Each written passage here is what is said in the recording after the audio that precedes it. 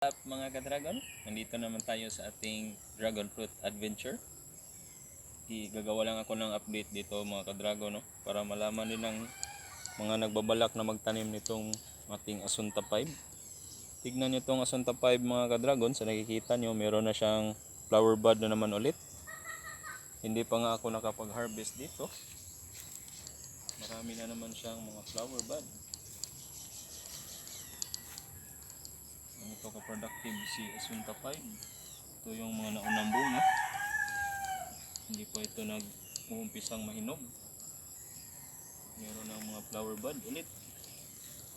Meron pa akong dito malapit na mag-bloom. Baka mamayang gabi yan mga ka-dragon. So itong Asunta 5 natin mga ka-dragon is highly recommended or recommendable sa mga gustong magtanim ng mga hybrids.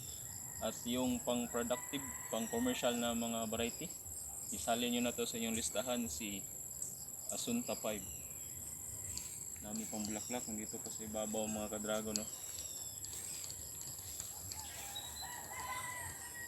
Ito mga ka-dragon, si Asunta 5. Dito naman sa kabila, ito yung ating mga hybrids na ikinross pollinate natin para gagawa tayo ng iba pang hybrid.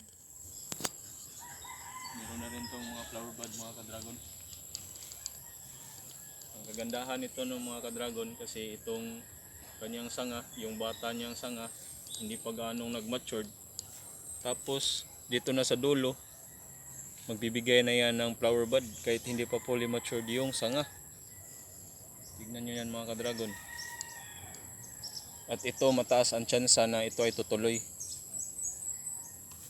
Dahil kadalasan hindi fully matured yung kanyang sanga at meron na siyang flower. Kadalasan ito ay tutuloy talaga mga ka-dragon. Mga 90% sure yan. So yan lang muna sa ngayon mga ka-dragon dito sa ating dragon fruit adventure.